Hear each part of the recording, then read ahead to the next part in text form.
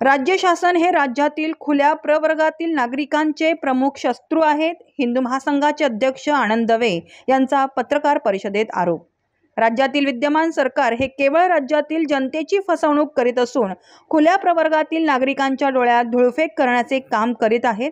सारथी आणि महाज्योती सारख्या योजनांच्या अंमलबजावणीनंतर केवळ दिखाव्यासाठी व लोकांना खुश करण्यासाठी अमृत सारख्या योजनांची देखील योग्य ती राबवणूक करीत नसल्याने विद्यमान राज्य सरकार हे राज्यातील जनतेशी खेळ करण्याचे काम करीत असल्याचे स्पष्टपणे दिसून येत असल्याचे ते म्हणाले.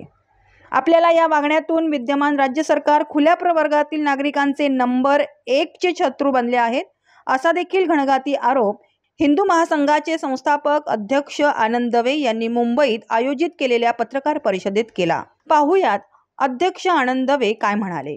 नमस्कार. सर्वप्रथम सर्वांचं स्वागत. हिंदू महासंघाविषयी थोडं कल्पना द्यायची झाली तर आर्थिक आरक्षणाचा आग्रह आणि जातीय आरक्षण कुठेतरी थांबावं, किंबहुना जातीय आरक्षण कालबाह्य झालेली आहे. आरक्षणाचा पोपट मेलेल्यामध्ये कोणी मान्यच करत नसेल तर ते सांगण्याची आज हिंदू महासंघ व्यासपीठ म्हणून वापर करते. त्याचा आम्ही आरक्षणाच्या विरोधात आहोत. आम्ही निश्चित कोणत्याही एका जातीच्या आरक्षणाच्या विरोधात नाही आहोत, आम्ही आरक्षणाच्याच विरोधात आहोत. त्यासाठी आम्ही सर्वोच्च न्यायालयापर्यंत गेलेलो आहोत. आमची याचिका सर्वोच्च न्यायालयामध्ये दाखल आहे, ज्याच्या अनुषंगाने आम्ही सांगितले की गेल्या 75 वर्षात कोणत्या कोणत्या जातींना आरक्षणाचा फायदा झाला आहे याचं केंद्र सरकारने शोधपत्रिका काढावी, असा एक आदेश केंद्र सरकारला द्यावा अशी आमची भूमिका आहे. माझ्या माहितीप्रमाणे कोर्टाने तसा सूचना पण केंद्र सरकारला केलेल्या आहेत, पण अजूनपर्यंत उत्तर आलेलं नाहीये. जर मागच्या 75 वर्षात ज्या ज्या जातींना फायदा झाला असेल तर त्या जातींना आरक्षणाच्या बाहेर घेऊन दुसऱ्या जातींना आतमध्ये घेता येईल का, असा एक वेगळा विचार करायला हरकत नाही. किंबहुना जर फायदा झाला नसेल तर आरक्षण हे काम करत नाही हे तरी आपण मान्य करायला पाहिजे. आमची भूमिका सरळ आणि स्पष्ट आहे. आरक्षणामुळे मला जर नोकरी मिळाली किंवा अगदी मला राजकारणात राखीव मतदारसंघात मी निवडून आलो तर विकास माझा होतो, कुटुंबाचा होतो, माझ्या व्यक्तींचा परिचितांचा होतो, समाजाचा होत नाही. याची उदाहरणं जर द्यायची झाली तर पुण्यातला आम्ही कॅन्टोन्मेंट मतदारसंघ हा अनेक वर्षांपासून राखीव आहे. तिथून आमदार झाले, तिथून मंत्री झाले. मतदारसंघातल्या मतदाराची प्रगती झाली का तर नाही, व्यक्तींचीच प्रगती होते. त्याचा कुठेतरी याचा विचार करायला गेला पाहिजे असं आम्हाला वाटतं. दुसरा आता जो मराठा आरक्षणाचा विषय सुरू झालेला आहे, एक जास्त वेगळ्या पद्धतीने तो आक्रमकरित्या केला आहे. आमचं म्हणणे सरसकट आणि कायमस्वरूपी मराठा आरक्षण हे मिळूच शकत नाही हे सर्व राजकारणी नेते सुद्धा खाजगीत मान्य करत असताना सार्वजनिक व्यासपीठावरून असा विषय का मांडला जात नाही. मनोजी जरांगे जेव्हा उपोषणात बसले होते, गिरीश महाजन यांनी सांगितलं 24 तासात GR आणू. अर्जुन खोतकर साहेब गेले होते, त्यांनी सांगितलं 1 महिन्यात आणू GR. परंतु नंतर लगेच माननीय मुख्यमंत्र्यांनी सांगितले की असं GR निघणं शक्य नाही. मागच्या 9 वर्षात महाराष्ट्रातले सर्व राजकीय पक्ष सत्तेवर आलेले आहेत. एकही पक्ष सत्तेवर येणं राहिलं नसताना सुद्धा असा कायमस्वरूपी आरक्षण देऊ शकलेला नाही, कारण तो देऊ शकत नाही. परंतु हे न सांगता फक्त मराठा समाजाच्या लोकांची डोकी बडवायची, मग तुमचं आरक्षण यांना द्यावं लागेल असं सांगून ओबीसी समाजाची डोकी बडवायची आणि एकमेकांच्या हातात दगड देण्याचं काम जे सर्व राजकीय पक्ष करत आहेत ते कुठेतरी थांबलं गेलं पाहिजे. ही सुद्धा हिंदू महासंघाची भूमिका आहे. मुळात आरक्षणाशिवाय माझा फायदा होऊ शकत नाही असं जे मनात बिंबवलं गेले, ज्यासाठी हजारो लाखो लोक रस्त्यावर येत आहेत, त्याचा सुद्धा त्यांनी विचार करायला पाहिजे. कारण आरक्षण हा प्रगतीचा एकमात्र उपाय नसतो. आरक्षण नसलेले अनेक समाज सुद्धा गेली अनेक वर्ष प्रगती करताना आपण बघतोय आणि आरक्षण असलेले अनेक समाज आज सुद्धा प्रगती करत नाहीत हे सुद्धा दिसत असताना आपण कोणत्या प्रकारच्या आरक्षणासाठी भांडतो आहोत हे सुद्धा आपण बघितलं पाहिजे.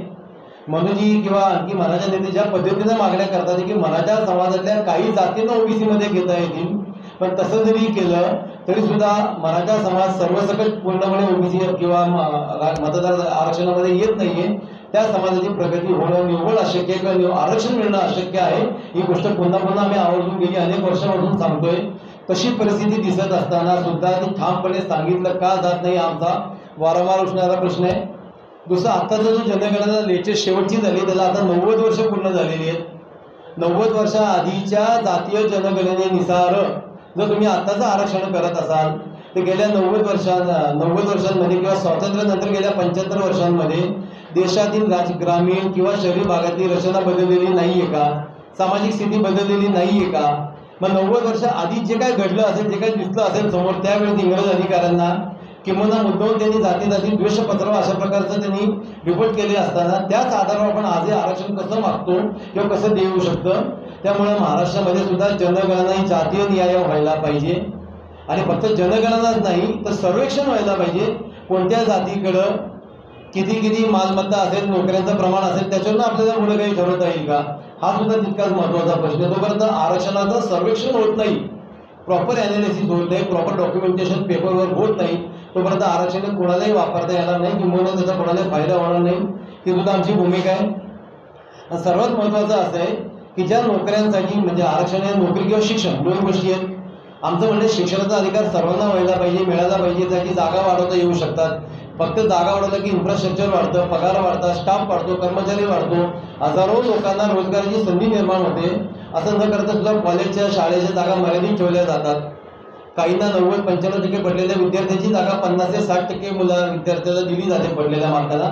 आम्ही त्याचं स्वागत करतो. प्रत्येकाला शिक्षणाचा अधिकार भेटण्याने दिला, आवडीचं शिक्षण. त्यामुळं समजा 60% वाल्या मुलाला वाटलं की मला MBBS करायचं, त्याला MBBS करू द्यावं.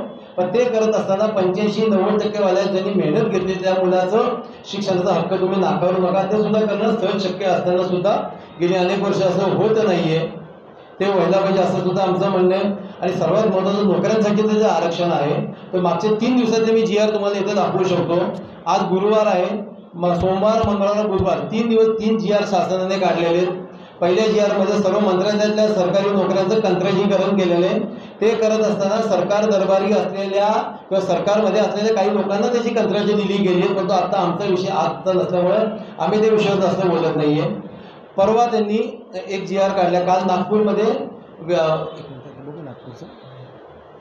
मागासलेला विभाग जो आहे त्याच्या 821 जागा भरण्याचा निर्णय सुद्धा सरकारनं प्रायव्हेट कंत्राटदाराद्वारा केलेला आहे. आणि त्याची अट अशी दिली की आरक्षणाचे जे आता सरकारी नियम आहेत जागा भरतीचे त्यातल्या कोणतेही नियम पाळण्याची त्यांना आवश्यकता नाहीये. याचा अर्थ स्पष्ट आहे की 821 जागा जे इतर मागासलेल्या विभागाच्या नागपूरमध्ये भरायच्या आहेत त्यांना आरक्षणाचा लाभ होणार नाहीये. आणि खाजगी कंत्राटीकरण असल्यामुळे सरकारी नोकऱ्या विषयच नाहीये. त्यामुळे सर्व नोकऱ्यांचं खाजगीकरण होत असताना 2 आणि 3 वर्षांसाठी त्या नोकऱ्या लागत असताना सरकारी पॅकेजेस त्यांना मिळत नाहीयेत, सरकारी योजनेचे फायदे त्यांना काही मिळणार नाहीये. याच्यावर कोणीच बोलत नाही. ना कोणता मराठा नेता बोलतोय, ना कोणा OBC नेता बोलतोय, ना कोणत्या दलित नेता बोलतोय. तुमच्या नोकऱ्या गेलेल्या आहेत, तुमच्या नोकऱ्या घालवल्या जात आहे, खाजगीकरण केलं जात आहे. काल जो GR काढला शासनाने महाविद्यालय आणि हॉस्पिटल यातल्या 5000 जागा भरण्यासाठी 110 कोटी रुपयाचं कंत्राट दिले गेले. म्हणजे तुमच्या नोकऱ्याचे सगळे हक्क आणि अधिकार काढत असताना तुम्ही कोणत्या नोकऱ्यांसाठी रस्त्यावर येत आहे, कोणत्या नोकऱ्यांसाठी तुम्ही आरक्षणाची भूमिका मांडताय.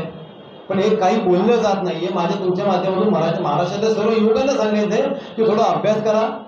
रस्त्यावर उतरण्याआधी, हातात दगडे घेण्याआधी, आक्रमकतेची भाषा करण्याच्या आधी तुमच्या नेतृत्वाला विचारा की आम्हाला कशासाठी तुम्ही भांडण करून देताय.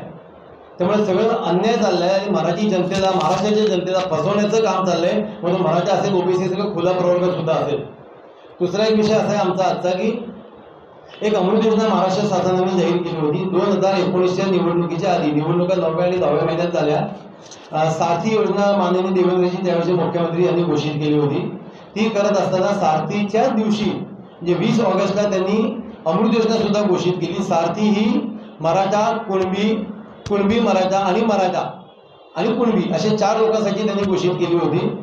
आणि त्यावेळेस सारथीचा GR त्यांनी एका रात्री 3 वाजेपर्यंत मंत्रालय जागं ठेवून त्याचं त्याच दिवशी कंपनी ॲक्टमध्ये रूपांतर केलं. हे करत असताना जो खुला प्रवर्ग आहे, जो मराठा समाजातल्या सुद्धा आता आरक्षणाच्या भाषेत बोलायचा तो आरक्षणाच्या बाहेर राहणार आहे आणि बाकीचा 40 ते 50% समाज जो आरक्षणाच्या बाहेर असणार आहे तो नाराज होऊ नये. तो हक्काचा मतदार होता भारतीय जनता पक्षाचा. म्हणून अमृत योजना घोषित केली. परंतु अमृत घोषणेचं काहीही त्यांचं नियम त्यांनी बनवले नाही. अमृत योजना त्यांनी लागूच केली नाही, केवळ घोषणा केली. सारथी मात्र त्यांनी 24 तासात इम्प्लिमेंट केली. असं असताना उद्धव ठाकरेंचं सरकार आलं. आम्ही वारंवार त्या सरकारशी प्रयत्न केला, परंतु राष्ट्रवादीच्या दबावामुळे खुल्या प्रवर्गाला काही देण्यात आलं नाही. आम्ही जेव्हा त्यांच्या नेतृत्वाला भेटत होतो असं काही होणार नाही असं सांगितलं जात होतं. आता परत एकनाथजी शिंदे आणि देवेंद्रजीचं सरकार आल्यानंतर सुद्धा 20 महिन्यानंतर काल त्यांनी 10 ऑगस्टला अमृत योजना कार्यान्वित केली. अमृत योजना ही निव्वळ खुल्या प्रवर्गाची फसवणूक आहे. अमृतच्या नावाने त्यांना विष पाजलं जात आहे अशी स्पष्ट भूमिका आहे. अमृतच्या घोषणेमध्ये इथे लिहिलेले माझ्यासमोर सगळे GR आहेत की सारथी आणि बाकीच्या धर्तीवर आम्ही करत आहोत. सारथीमध्ये UPSC MPSCच्या विद्यार्थ्यांना फिजिकल ट्रेनिंग दिलं जातं. 2-3 वर्षांचं त्यांचे जे हॉस्टेल त्यांची राहण्याची सोय संपूर्ण केलं जात असताना अमृत योजनेमध्ये मात्र असं दिलं आहे की तुम्ही जर स्पर्धा परीक्षा पास झालात तर तुमची फायनल परीक्षा जी आहे मुलाखतीची वेळ त्याचं आम्ही तुम्हाला बसचं तिकीट देऊ तुमच्या शहरापासून मुंबईपर्यंत येण्याचं.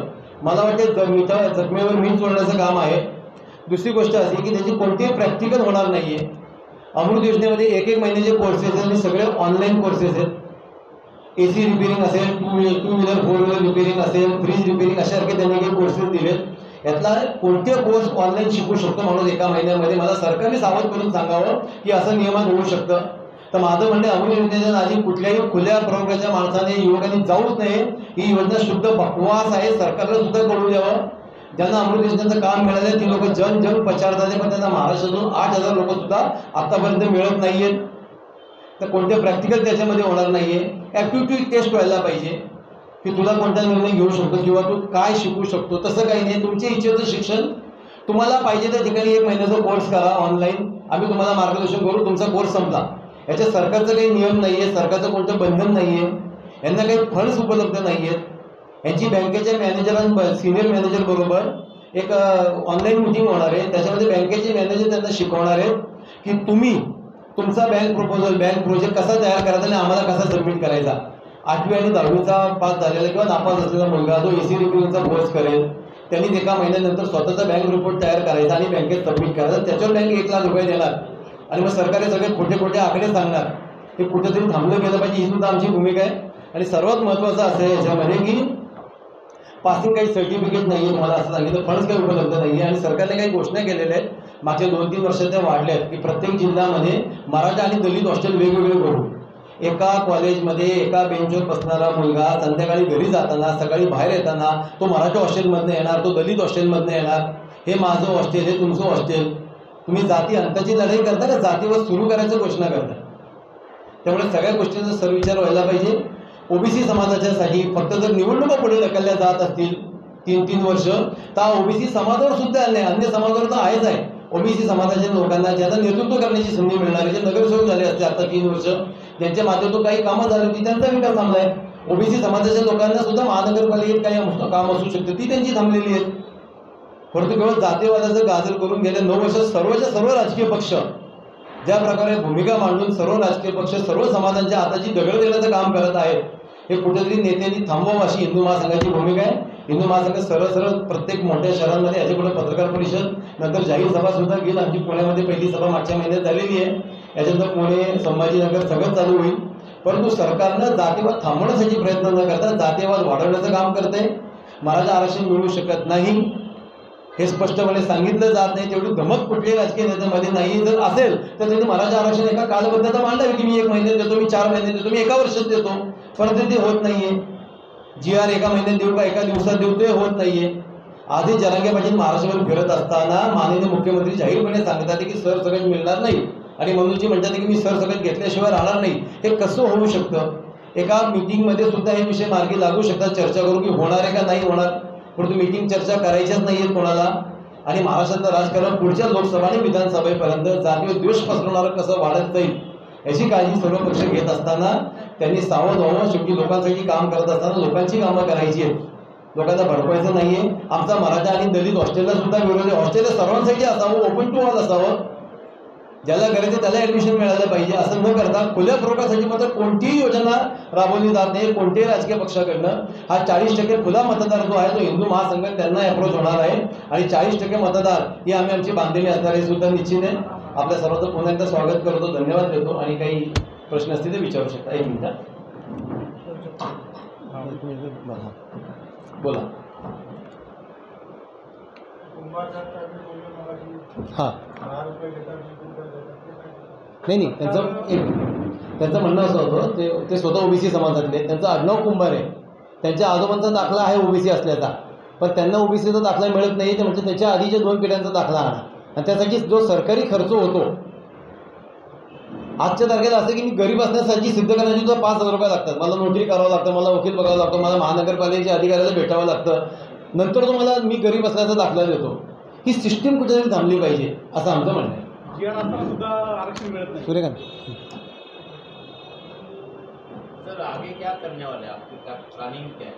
सर ऑलरेडी हम सुप्रीम कोर्ट में गए हुए हैं और बस यही माध्यम है, अलग अलग शहरों में जाके वहाँ के युवकों को प्रेरित करें कि ये मिलने वाला नहीं है, उसके पीछे भागिए मत। अगर मिलना होता तो मिल जाता। गवर्नमेंट से हम सोच रहे हैं, गवर्नमेंट से हम मांग कर रहे हैं, आप जल्दी से जल्दी प्रूव करिए कि हो रहा है या नहीं हो रहा है। बहुत बार ऐसा हुआ है सर कि आरक्षण का बेनिफिट लेके किसी को नौकरी लगी है, किसी को प्रमोशन हुआ है, फिर सुप्रीम कोर्ट ने आदेश देकर वो वापस डिमोशन हुआ आहे। तर मराठीमध्ये सांगायचं तर युवक फ्रस्ट्रेट झालेला मराठी युवक, त्याला कळतच नाही की मी नेमकं काय करायचं आहे, मला नोकरी मिळणार आहे का नाही, मला प्रमोशन मिळणार आहे का नाही, आरक्षणाचा फायदा घेऊन हे कुठेतरी थांबलं पाहिजे। माणूस फ्रस्ट्रेशनमध्ये चालला, युवक रस्त्यावर होते। ज्या भविष्यातले आमचे जिल्हाधिकारी, भविष्यातले आमचे कलेक्टर, कमिशनर रस्त्यावरून पुण्यामध्ये आंदोलन केलं 3-3 दिवसांचं, हे योग्य नाही आहे। मग तुम्ही नेमकं काय करताय, या युवकाला फसवण्याचं काम का करताय? चायनामध्ये स्टार्टअपसाठी 32,000 कोर्सेस आहेत, आपल्याकडे 40 कोर्सेस आहेत। त्यांचे टॉय मॅन्युफॅक्चरिंग कोर्सेस आहेत, त्यांचे 2-2 वर्षांचे कोर्सेस आहेत। सरकार त्यांना पूर्ण फंडिंग करतं, सरकार त्यांचं क्लस्टर नेमतं, चायनाचं सरकार, की तुम्ही 4 लोकांनी मिळून ही कंपनी चालवा, आम्ही तुम्हाला कंपनी फंडिंग करतो। तुम्ही काहीच करणार नसाल, 50,000 माणसाला रांगेत उभे ठेवत असाल, मुद्रा लोन सबसेट फेल केलं, परंतु मोठे मोठे आकडे सांगितले जातात, कारण आकडे तो ऑथेंटिकेशन कोणी बघत नाही। हे सगळ्याच गोष्टी थांबण्याची गरज आहे। सरकारनं पारदर्शकता आणावी आणि खरं बोलावं। ज्याची शपथ घेऊन तुम्ही मंत्री होता, त्यातले एकही शब्द तुम्ही पाळत नाही, याचं आम्हाला दुःख आहे।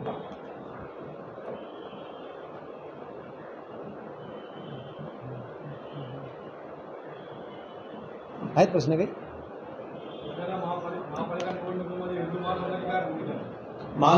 आम्ही आतापर्यंत हिंदू महासंघाने 2 निवडणुका लढवलेल्या आहेत। पुण्याची विद्यापीठ सिनेट लढवलं होतं आणि मागची कसबा पोट निवडणूक लढवली होती। खुल्या प्रवर्गाचा आवाज आणि आर्थिक आरक्षण असावं, त्याच्याबरोबर विकास वगैरे सगळं आलं, त्या गोष्टी घेऊन हिंदू महासंघ येणाऱ्या प्रत्येक निवडणुका लढवण्याचा प्रयत्न करणारे, विचार करणारे, आमच्या विचाराच्या लोकांनी आमच्याशी संपर्क करावा, आमची ताकद वाढवावी, ही आमची इच्छा असणार आहे।